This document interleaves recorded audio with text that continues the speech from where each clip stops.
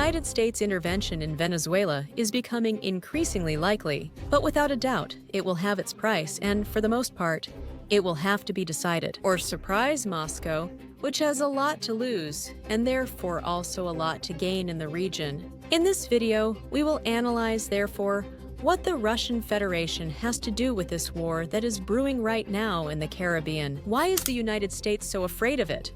Yes, of Russia, of course. What are the possible three, in particular, scenarios of intervention and the consequences of each one for the United States? First of all, and therefore, the price to pay. Generally speaking, intervening in Venezuela, and therefore facing the Russian Federation, also in this region, stay until the end, because that's when we'll reveal the offer that Donald Trump would have made to Vladimir Putin to try to solve the Venezuelan issue by civil means, that is, without any need for a military intervention by the United States. And not only that, in the offer, Donald Trump would have also included the Ukrainian issue, trying to offer Russia a possible exchange of interests. Of course, we will also discuss the response of the Russian Federation in this regard. I'm Liu Sivaya, a geopolitical analyst and correspondent from Greece. Don't forget to subscribe to this channel to stay up to date with the latest international news.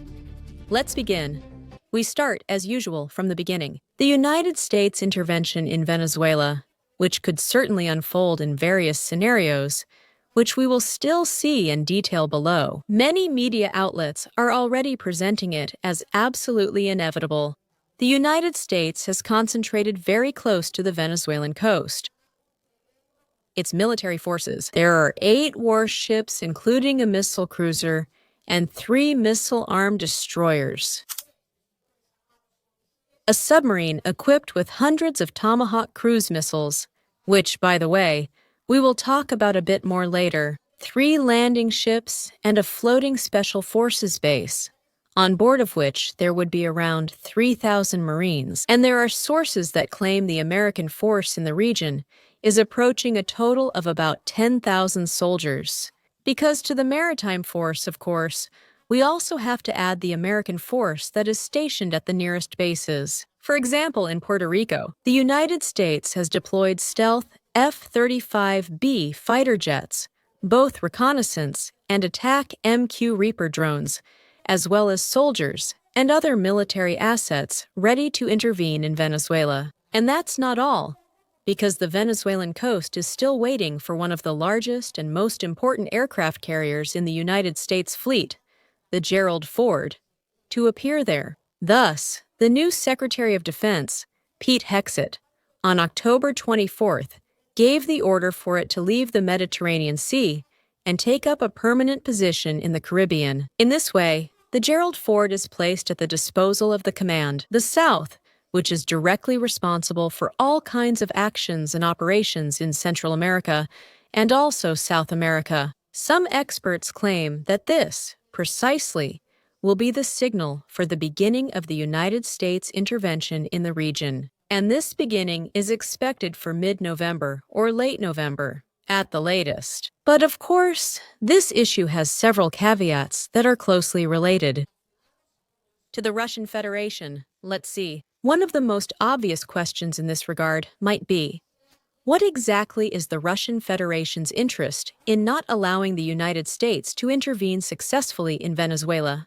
And yes, we're here precisely to talk about those interests, because Vladimir Putin can be as good a friend to Nicolas Maduro as he wants. But the reality is that the Russian Federation is in the region not just to counter United States power, or rather, to counter United States power for a very particular and very specific reason. Maybe now you're going to be very surprised, but this reason is actually exactly the same as the one the United States has for intervening in the country. No, it's not that Russia has suddenly become interested in Venezuelan democracy or lack thereof. We're talking, of course, about oil. Come on, Lou. But since when has Russia been interested in oil? A foreign country, considering that it has one of the largest reserves of it in the world? Yes, the largest reserve, in fact, is Venezuela. But Russia's interest lies in the similarity of the oil between both countries. And yes, because of the huge reserve that Venezuela has of this absolutely strategic resource. And also, of course, how extremely interested the United States is in it. Now let's look at it in a bit more detail. On one hand, we have the obvious reason. The United States needs a lot of oil because it is the main consumer of it worldwide. So the largest reserve in the world. It becomes a very interesting target. On the other hand, the oil that Venezuela has is heavy crude, exactly the same as what the Russian Federation has. This makes the equation absolutely key when it comes to Russia not being able to allow the United States to do as they please in the Caribbean, because this would not only mean gaining another country under United States influence, but also, very likely, now truly putting the Russian economy at risk. Also, in terms of the special military operation, no one needs to worry, of course. We're here to explain why. This heavy oil is, in fact, one of the keys to why the Russian economy has resisted Western sanctions so well up to now. On one hand, because the world's oil is what it is, or rather, there is only so much of it, so the vast majority of countries either have to circumvent the anti-Russian sanctions, or they buy oil directly from Russia without any fear of these sanctions. Here we are talking specifically about India and China. Among other things, this happens because this heavy oil can largely be acquired in 3 countries, and all 3 are currently under sanctions: Russia, Iran, and Venezuela. In other words, when the United States imposes strict sanctions on the Russian Federation to pressure Vladimir Putin, does it go to other countries, including the main buyers? Does it even go to Russia's friends to ask them not to buy Russian oil? And that's when it faces the response, for example, from India, that their infrastructure and production simply can't function without this heavy Russian oil. Where do we get it from then? The Indians say if Venezuela and Iran are just as sanctioned, that is, we have to keep buying Russian oil, whether we want to or not, because otherwise we would be facing a total shutdown of our economy. The United States has to understand it and just deal with it. But how different would things be if the United States suddenly took control of Venezuelan oil and therefore lifted all the sanctions? That way, it could go to China, India, and the rest of the countries that now dare to buy Russian oil in large quantities and tell them, don't buy from Russia. So, where are we going to buy from then? They will ask, for example, from Venezuela, which is now my personal estate. A perfect deal. Forgive me for Saudi Arabia, forgive me to the Saudis. I mean, we have more oil, infinite potential. And we're going to open markets. We're going to remove the government from the sector. We're going to privatize our entire industry. And American companies are in a strategic position to invest. This country, Venezuela, is going to be the shining opportunity for him. Where are we going to buy from? Russia? Therefore, this equation represents an absolutely obvious danger.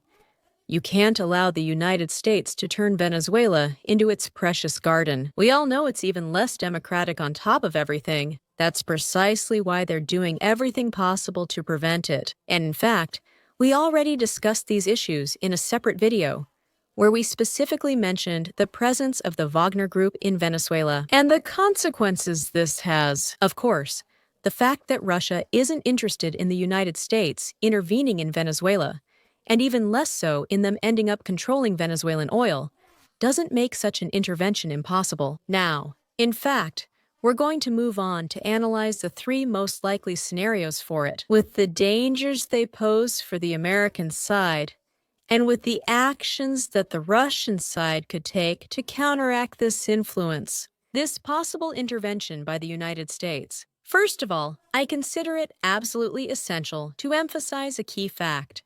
Russia is not interested, nor do I think so. Here we must be honest, sincere, and clear. Russia cannot afford to confront the United States directly in Venezuela, like the United States. We have to be clear about this. It also cannot afford to confront the Russian Federation directly in Ukraine. So here, in some way, we have to play with the shades. with the palette of grays. The scenarios we are considering in these terms are, I repeat, mainly three: what we could call indirect intervention or orange revolution, total or frontal crushing, or elimination via missiles. Let's look at all three in detail to better understand just how likely it really is that the United States will intervene in one way or another. The first scenario, the Orange Revolution, would be something like the favorite for the United States. In fact, the United States has already done this in many countries, which would consist of launching very precise airstrikes, maybe carrying out some military intervention on the ground, but extremely targeted as well, also eliminating strategic targets.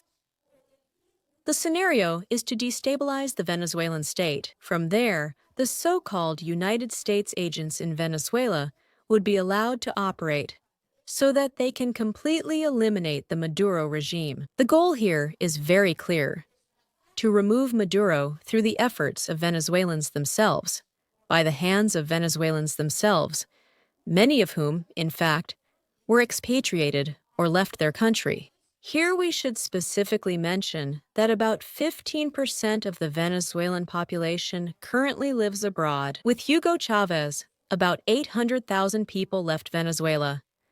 With Nicolas Maduro, this number rose to about 4.6 million people. Of course, to carry out this operation, the United States would also have had to be making some preparations that are very hard not to notice. So, you mean, they've learned to be very discreet, or have they? They are seriously considering the possibility of getting rid of Maduro by using the very forces they've been supporting inside Venezuela for so long.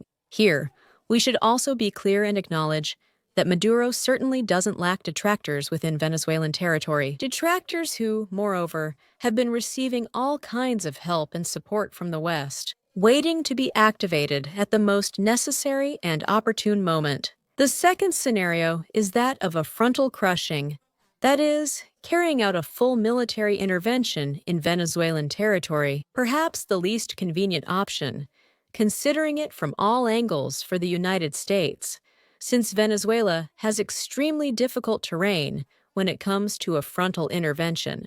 On one hand, from the coast, the United States could indeed land. It has a very strong fleet that would allow it to carry out many maneuvers. However, Caracas is hidden behind a mountain range. The jungle also makes the job harder. And above all, as we already discussed in the previous video, where we talked about the presence and the reason for the presence of Wagner in Venezuela, this operation could hardly last just 3 days. It would rather look like something similar to a second Vietnam. It should also be pointed out that no matter how much military force the United States has now near the Venezuelan coast, they would have a maximum of about 10,000 soldiers, which is not enough to face the approximately 120,000 troops that Venezuela has. That's just officially, meaning in terms of regular army soldiers. And of course, this should also be added to the fact that the Venezuelan population would very likely take up arms, therefore increasing and swelling the ranks of Maduro's army,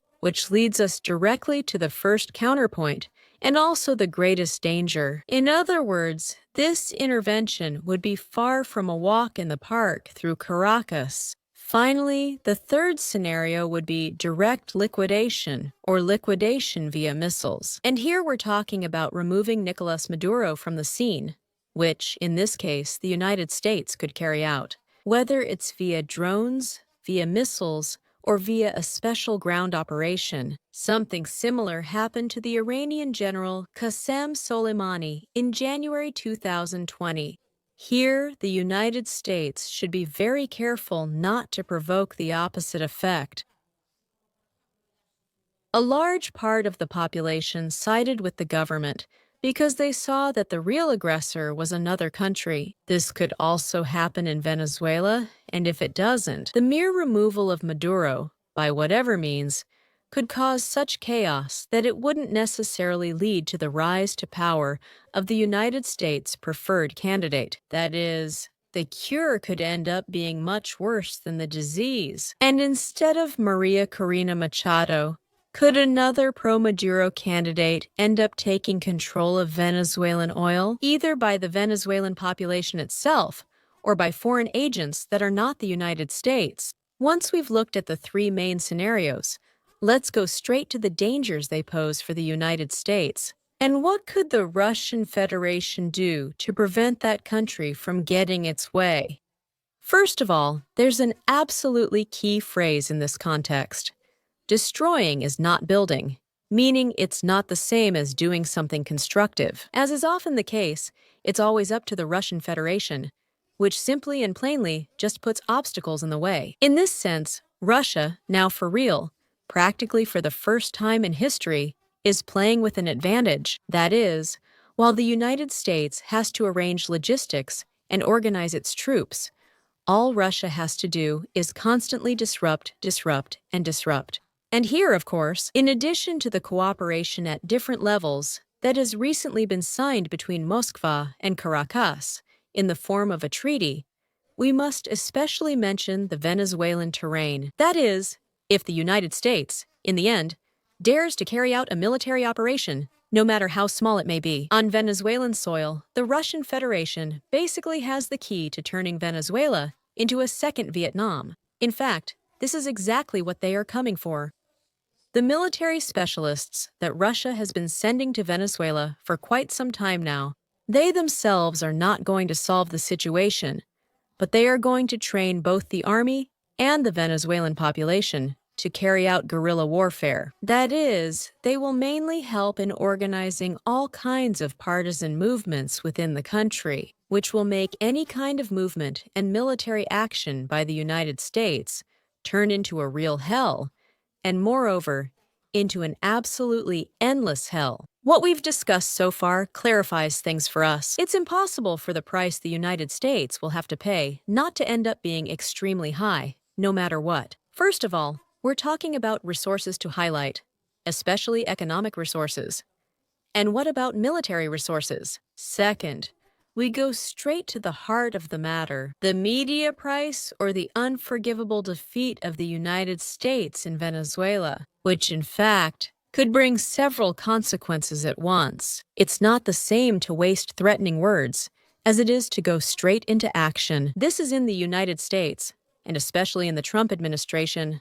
Well, and precisely because of that, they still haven't dared to go any further because the price could directly translate into the absolute defeat of the Trump administration itself. Because what, according to Trump himself, would be a quick victory could end up turning into months and months, if not years, of fighting. Now imagine what a juicy opportunity this opens up for the Democratic Party. Come on, there would be endless conversations about how terrible Trump is, even when it comes to the military. If I were president, there never would have been a war between Russia and Ukraine, but there was a war between the United States and Venezuela, which turned into a real catastrophe for the former. That's on a domestic level. Now imagine it internationally, the loss of power in Venezuela, or the military defeat of the United States in Venezuela. In other words, it would directly translate into the final nail in the coffin of this unipolar world that is still trying to hold on. Anyway, I mean, the multipolar world. Would it immediately win the game? And as an additional complication, of course, we should mention the number of enemies of all kinds and sizes that the United States has around the world. Yes, we're specifically mentioning the Russian Federation, but what about all these countries? But on the other hand, organizations that, in fact, the United States is supposedly confronting right now in the Caribbean. Yes, we're talking, among others, about the drug cartels. We're going to have to provide direct support to Venezuela, and it would probably end up causing trouble for more than one person. But indirectly, there are three key things that make it possible: cryptocurrencies, drones, and satellite internet. We have exactly everything needed to organize, on one hand, a successful partisan movement, and on the other, for other external agents to be able to support the cause consistently. I repeat, that includes drug cartels. And here, not to mention how much China could help, especially if we take into account the fact that about 90% of all drone components are produced in that country. Do you really think that wouldn't be useful to Venezuela when facing the United States? All of this leads us to the agreement, or rather, to the final offer. There are several sources that claim Donald Trump would have offered Vladimir Putin a deal. Venezuela in exchange for Ukraine. The proposal, however, would have been made in rather brazen terms. All for me, nothing for you. In other words, the United States would have offered the Russian Federation not to deliver Tomahawk missiles to Ukraine in exchange for Russia withdrawing from the Caribbean issue, or more specifically, from Venezuela.